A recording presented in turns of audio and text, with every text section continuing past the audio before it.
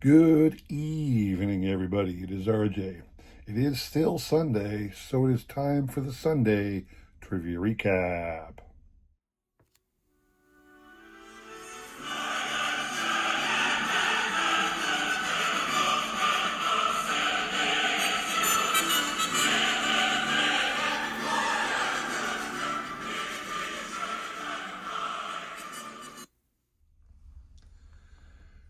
All right, everybody. Apologize for being tardy tonight. I was in Denver this weekend. Just got back this afternoon. I was taking a child to visit a college for her future endeavors. So I hope you don't mind, but I'm back now. And since it's still Sunday, we still got time to do the recap, all right? 3 great questions, 3 great prizes to show off to you tonight. A lot of records comparisons. So Monday's question, I asked, who was Babe Ruth hit 29 home runs in 1919, the first year of his breakout home run records. He proceeded to go crazy after that. But my comment to you was, who was the first person who held the single season record for home runs prior to Babe Ruth? Now, there were a lot of guesses, mostly incorrect, but a couple people took time to look it up, so let's look it up. I don't have a card of this individual, so bear with me. The correct answer, back all the way here in 1884, this is Baseball Reference, everybody's go-to place. It does not include the National Association, okay? Doesn't include it, but does actually I should say it does show it, but nobody in the National Association ever came close to even 10 home runs, really. But in 1884, in the National League, Ed Williamson, also known as Ned Williamson, Ned Williamson hit 27 home runs. And as you scroll upward, you will see that record, and we go over, now the American Association comes into play. You will see that no matter what league you're in, outside of the National League, you're not going to find a 20 home run season until you get into Babe Ruth territory, all right? And none of the other leagues really saw that. Then they get into the Negro Leagues and some of the other federal leagues, things like that. So again, we're back here in the beginning. Ned Williamson in the American versus National League. The National League, Ned Williamson, 27. Scroll up, there was 25 by Buck Freeman in 1899. Home Run Baker, his highest total, Fred Schulte had 21. Home Run Baker led the league several years, but barely cracked 12. And again, keep going. You had 21 for Frank Schulte. Then here you had Babe Ruth at 29. So again, 24 for Gabby Cravath one year. So again, the answer to the question was Ned Williamson. A couple people got that. There are all kinds of wild guesses. Anyway, what you're playing for, awesome card. 2005 Fleer Century relic card, numbered to 39 of Jack Morris. Again, I got this extra one because I inadvertently purchased the second one. This one came out of the $5 bin at my LCS. So think what you might about what it should be worth, but that's what I got it for. So the individuals here on the screen were kind enough to throw out a guess. Let me clean up, get rid of the people who didn't submit a guess. Lisa Z's name remains on my contest list throughout the year in honor to her. She recently passed, but it was a long-time supporter of my channel, and her name will remain on the list this calendar year, but her name does not appear on the wheel, so she does not affect the outcome. That's my little homage to Lisa Z. The other individuals here were kind enough to throw out a guess. I do want to shout out 2 new names. Now, these individuals gave me their name, but I don't know if they have a channel, so I can't shout out their channel. Gentlemen, if you do have a channel and you want me to shout it out, please let me know. I don't know unless you tell me. So Shane Hulbert, don't know if he has a channel. And Alan Morikal. Again, don't know anything about Alan or Shane. If they have a channel, please let me know, guys. Everybody else is a regular. We will shuffle once and spin. You must hit 3 times in order to win on my channel. I do that for 2 reasons. First, not a lot of people enter my contest, so I have that ability. Secondly, I always hate it when somebody spins a wheel with a large number of people who've entered and you get 1 spin and 1 person wins. It's kind of like all that for just 1 fleeting hope.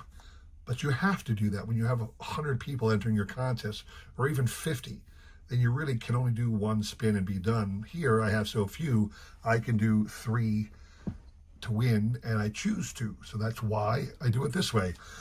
We have shuffled. We will now spin. Good luck to everybody. So a lot of fantastic stuff to show out this coming week.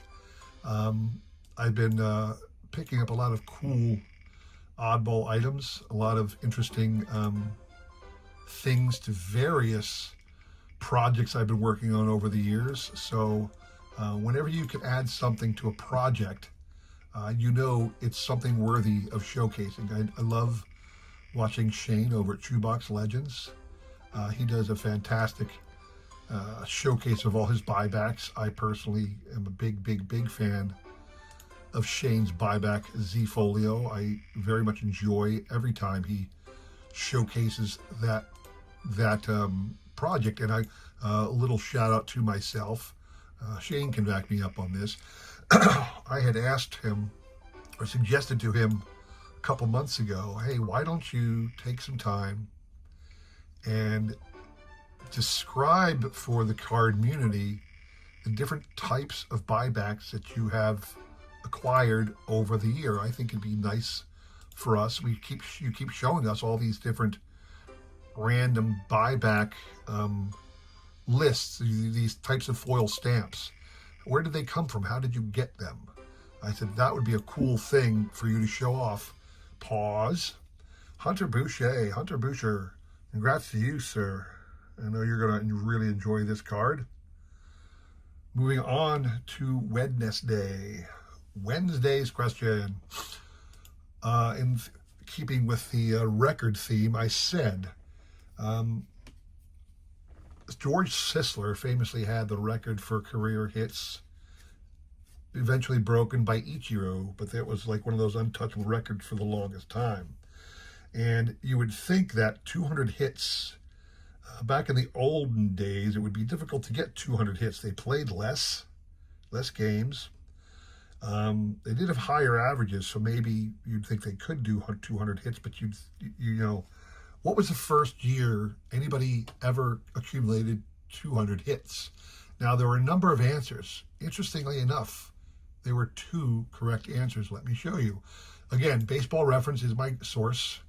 This is, again, the list of all the players in baseball and their total hits for the season. And you'll see this is the National Association before they switched over to the National League. So here we are, beginning of the National League in 1876. And as we scroll up real quick, you can see somebody got to 162. Nothing over here on the association, but boom, 1887, you have 2 individuals, one in the National League, but also one in the American Association. In the National League, Hall of Famer Sam Thompson, here is his Origins of Baseball 1994 set. And original Sam Thompson was on the Phillies. I would love to get an old Judge or a vintage Phillies card of Sam Thompson, but a vintage Phillies card of Sam Thompson is a 5-digit card that is not in my wheelhouse and not something I am striving to go after.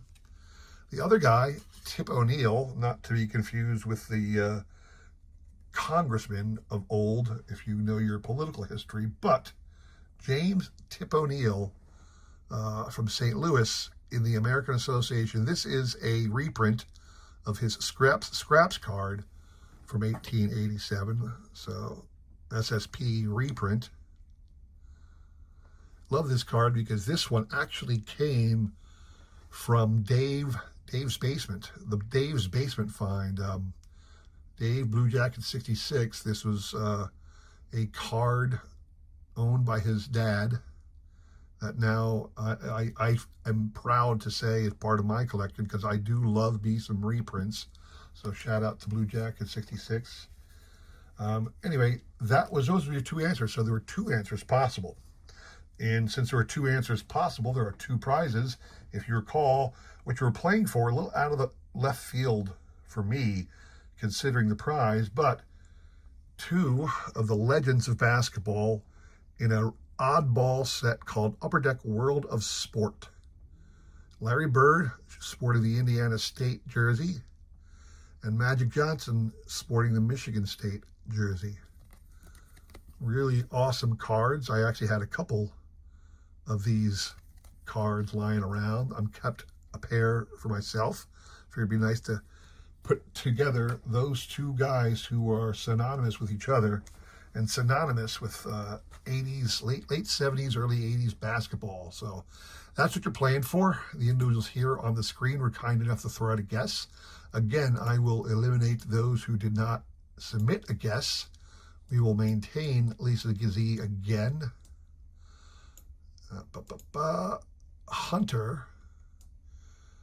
Hunter Boucher, you are out because you can only win once a week on my channel. The rest of you are up for grabs. We will shuffle once and spin. Good luck to everybody on this one. So like I said, yeah, I got a lot of cool things I want to show off. Couple interesting sets. Certainly some projects. I was talking about projects that you guys, when you like to finish a project, you're always working on, we all have projects we're working on. And anytime we can, add to our projects, we love showing it off, which is why, like I said, I like to watch Shane over at Shoebox Legends show off his Z-Folio.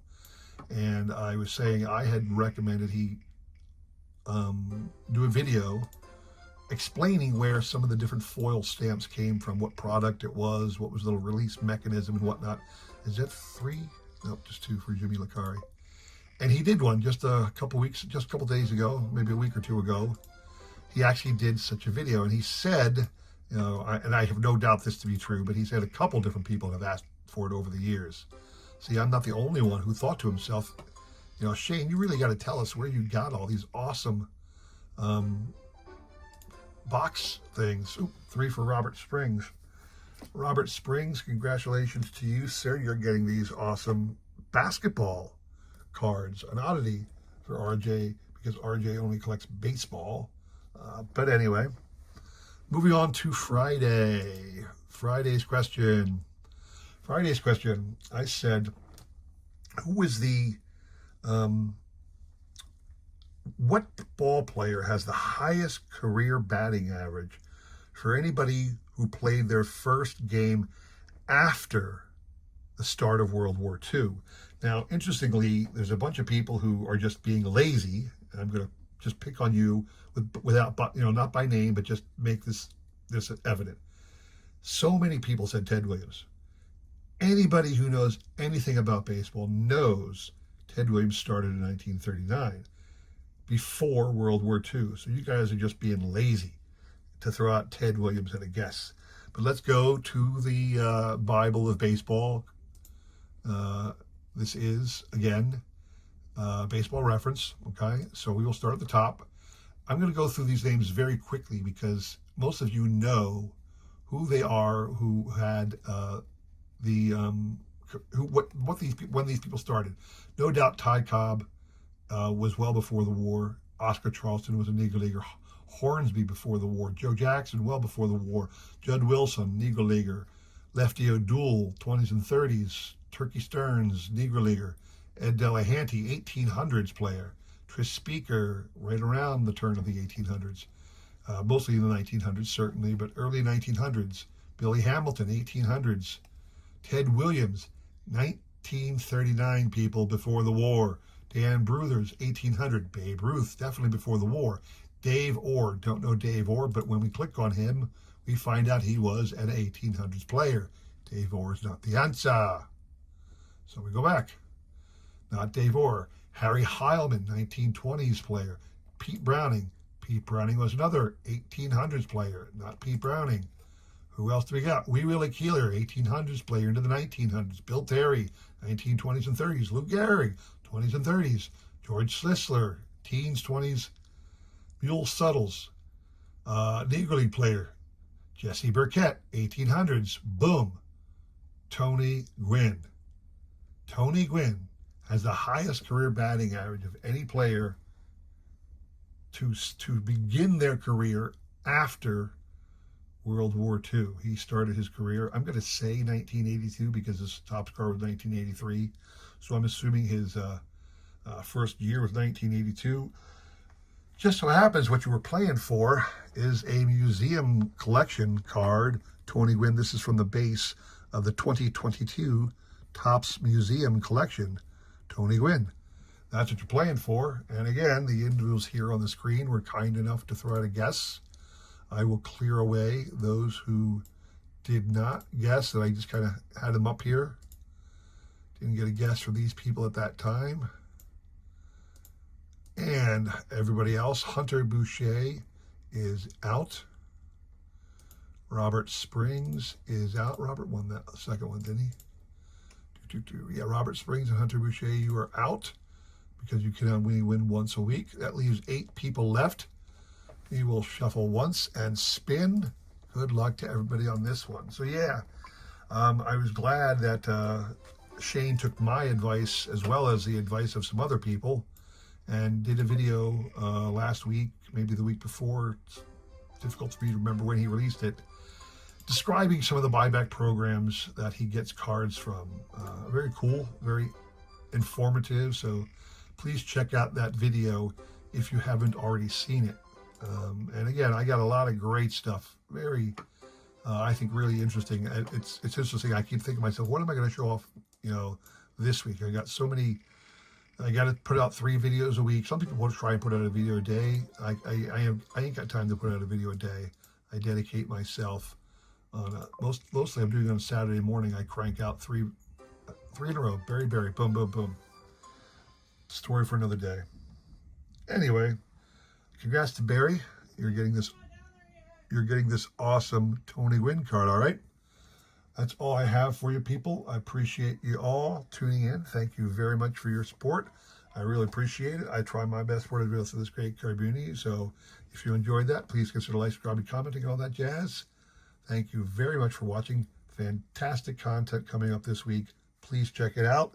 I'll hope to see you somewhere on the YouTube. Thanks for watching. Take care.